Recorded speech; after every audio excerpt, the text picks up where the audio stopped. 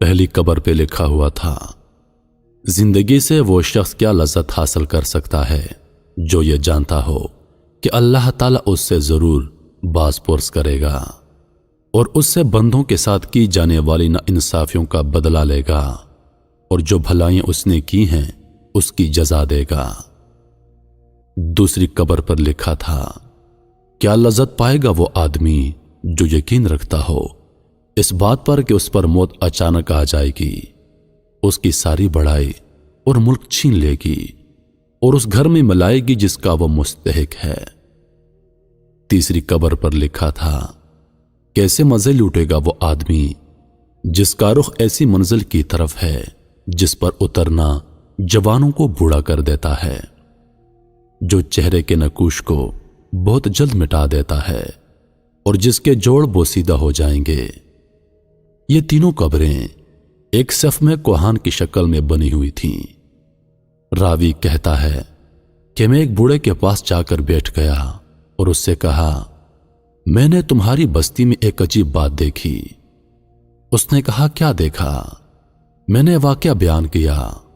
اس بوڑھے آدمی نے کہا، ان کا قصہ اس سے بھی زیادہ تعجب خیز ہے جو تم نے ان کی قبروں پر دیکھا۔ میں نے کہا، آپ ان کا قصہ سنائیے۔ اس نے کہا، یہ 3 بھائی تھے، ان میں سے ایک بڑا عہدیدار تھا جو بادشاہ کے ساتھ رہتا تھا اور شہروں لشکروں کے انتظام پر مامور تھا۔ دوسرا ایک مالدار تاجر تھا، وہ بھی بادشاہ کے خاص لوگوں میں سے تھا۔ تیسرا ایک عبادت گزار آدمی تھا جو عبادت کے لیے اپنے آپ کو فارغ کیے ہوئے تھا۔ اس عبادت گزار کی موت جب قریب آئی تو اس کے بھائی اس کے پاس جمع ہو گئے اور کہا، اے میرے بھائی، آپ کو کچھ وصیت کرنی ہے تو وصیت کر دیجئے۔ اس عابد آدمی نے کہا، کیا وصیت کر لوں؟ اللہ کی قسم میرا کوئی مال نہیں ہے کہ میں وصیت کروں، نہ میرا کسی پر قرض ہے جس کے لینے کی وصیت کروں۔ میں نے دنیا میں کوئی چیز نہیں چھوڑی جس کے لوٹنے کا اندیشہ ہو۔ عہدیدار بھائی نے کہا، اے میرے بھائی، یہ میرا مال تیرے سامنے ہے، اس میں سے جو چاہو کہو اور جو دل چاہے وصیت کرو۔ اس آدمی نے اپنا رخ پھیر دیا۔ تاجر بھائی نے کہا، میرے بھائی، تجھے میری کمائی اور کثرت دولت کا پتہ ہے، شاید تیرے دل میں کسی بھلائی کا ارمان رہ گیا ہو جس کو مال خرچ کیے بغیر حاصل نہ کیا جا سکتا ہو۔ یہ میرا مال ہے، اس میں سے جو چاہو حکم کرو، اس کو پورا کروں گا۔ وہ بھائی ان دونوں کی طرف متوجہ ہوا اور کہا، مجھے تمہارے مال کی کوئی ضرورت نہیں، لیکن میں صرف ایک اقرار تم سے لینا چاہتا ہوں جس میں تم وعدہ خلافی نہ کرنا۔ انہوں نے کہا، وہ کیا ہے؟ اس نے کہا، جب میں مر جاؤں تو مجھے غسل دو اور کفن پہنا کر ایک اونچی زمین پر دفن کر دو اور میری قبر پر لکھ دینا کہ زندگی سے وہ آدمی کیا مزہ لے سکتا ہے جو یہ جانتا ہو کہ اللہ تعالیٰ اس سے باز پرس کرے گا اور اس سے بندوں کے ساتھ ناانصافی کا بدلہ لے گا اور نیکیوں کی جزا دے گا۔ جب یہ کام کر دو تو روزانہ میری قبر پر آیا کرنا، شاید تمہیں نصیحت نصیب ہو۔ انہوں نے اس کی موت کے بعد ایسا ہی کیا۔ اس کا عہدیدار بھائی اپنے لشکر کے ساتھ قبر پر آتا اور اتر کر ان اشعار کو پڑھتا اور روتا جاتا۔ جب تیسرا دن ہوا تو لشکر کے ساتھ اسب معمول آیا اور اتر کر رونے لگا۔ پھر جب واپسی کا ارادہ کیا تو اس نے قبر میں سے دھڑام کی آواز سنی۔ قریب تھا کہ اس کا دل پھٹ جاتا، چنانچہ وہ گھبراہٹ اور خوف کے ساتھ واپس آ گیا۔ جب رات ہوئی تو اس نے اپنے بھائی کو خواب میں دیکھا اور اس سے پوچھا، اے میرے بھائی، تمہاری قبر سے جو آواز آئی وہ کیا تھی؟ اس نے کہا، وہ ہتھوڑے کی آواز تھی۔ مجھے کہا گیا کہ تو نے مظلوم کو دیکھا پھر بھی اس کی مدد نہ کی۔ چنانچہ وہ آدمی صبح غمزدہ اٹھا اور اپنے بھائی کو اور دوسرے خاص لوگوں کو بلایا اور کہا، میں سمجھتا ہوں ہمارے بھائی نے جو اپنی قبر پر اشعار لکھنے کی وصیت کی تھی اس کا مقصد مجھے تنبیہ کرنا تھا، اور میں تمہیں گواہ بناتا ہوں کہ آئندہ میں تمہارے درمیان نہیں رہوں گا۔ چنانچہ اس نے عمارت چھوڑ دی اور عبادت میں مشغول ہو گیا۔ لوگوں نے بادشاہ کو بتایا تو بادشاہ نے کہا اس کو چھوڑ دو، جہاں چاہے چلا جائے۔ چنانچہ وہ پہاڑوں اور صحراؤں میں رہتا رہا، یہاں تک کہ اس کی موت قریب آئی، اور وہ چرواہوں کی ایک جماعت کے ساتھ تھا۔ اس کے بھائی کو خبر پہنچی تو وہ حاضر ہو گیا اور کہا، اے میرے بھائی، کوئی وصیت کرنی ہو تو کر دو۔ اس نے کہا، میں کیا وصیت کروں؟ میرے پاس کوئی مال نہیں جس میں وصیت کروں، لیکن ایک وعدہ ہے، وہ یہ ہے کہ میں جب مر جاؤں تو میری قبر تیار کر کے مجھے میرے بھائی کے پہلو میں دفنا دینا اور میری قبر پر لکھ دینا۔ کیسے لذت پائے گا وہ آدمی جس کو یقین ہو کہ بہت جلد اس پر موت اچانک آ جائے گی اور اس سے عظیم ملک اور تمام بڑائی چھین کر اس قبر میں اس کو ٹھہرائے گی جس کا وہ باسی ہوگا۔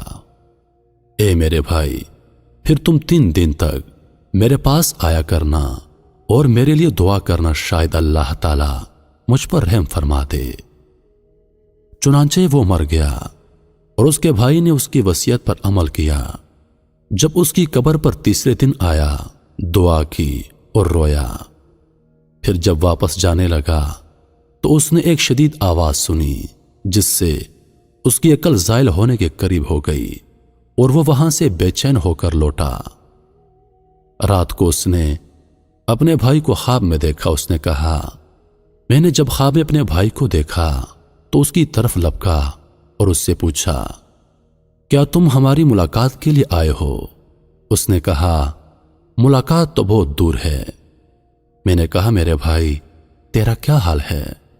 اس نے کہا، خیریت سے ہوں، توبہ کتنی خوبیوں اور بھلائیوں کی جامع ہے۔ میں نے کہا، دوسرا بھائی کیسا ہے؟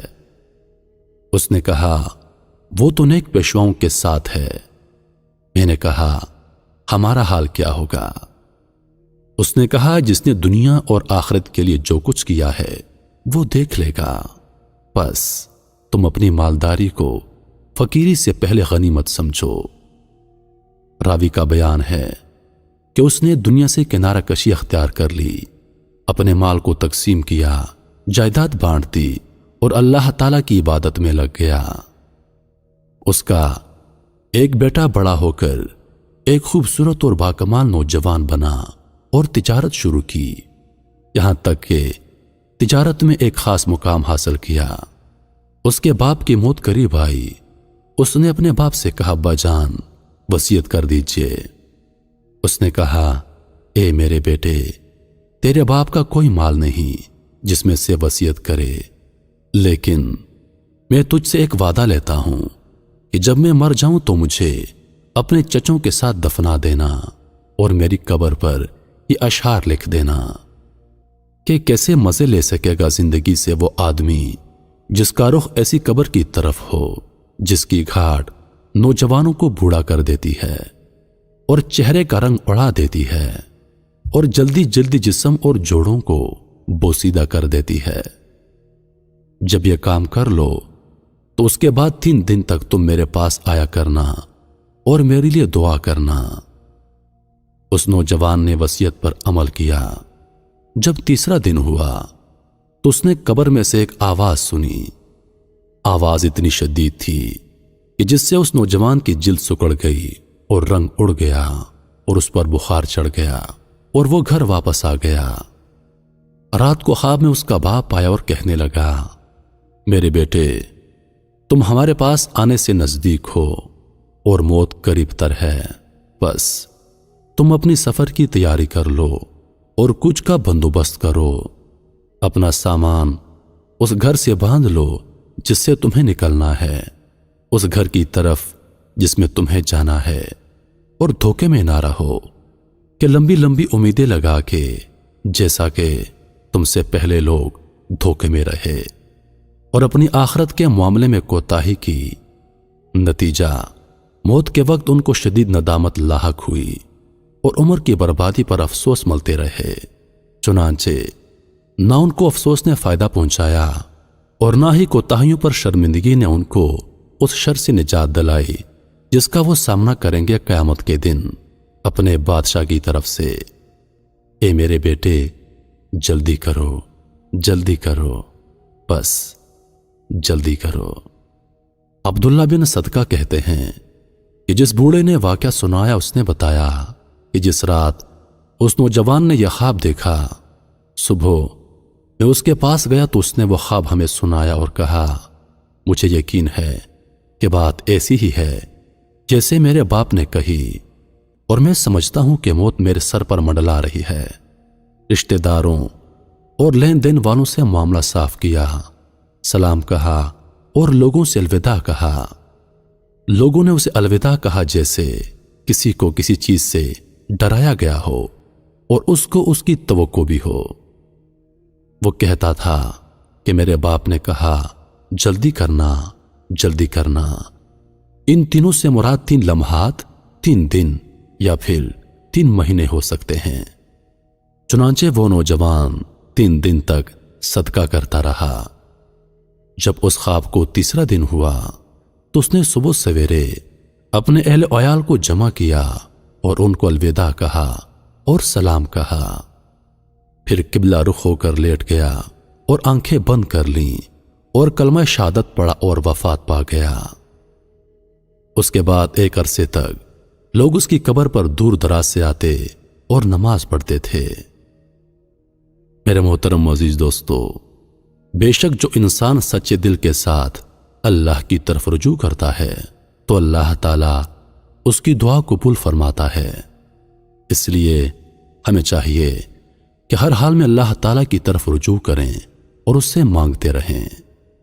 زندگی کا کوئی بھروسہ نہیں، دنیا کا مال دنیا میں رہ جانا ہے۔ ہمارے ساتھ جو قبر میں جائے گا وہ ہمارے اعمال ہوں گے۔ لہذا اللہ نے ہمیں موقع دیا ہے، ہمیں وقت دیا ہے کہ دنیا میں اچھے اعمال کرو، اچھے کام کرو تاکہ قبر میں وہ تمہارے کام آئے۔ میرے عزیز دوستو، خوش قسمت انسان وہ ہے جس کو مرنے سے پہلے بات سمجھ آ گئی اور اس نے مرنے سے پہلے اپنے آپ کو اس جہان کے لیے تیار کر لیا۔ اللہ تعالی ہم سب کو اس واقعے سے سبق حاصل کرنے کی توفیق عطا فرمائے، آمین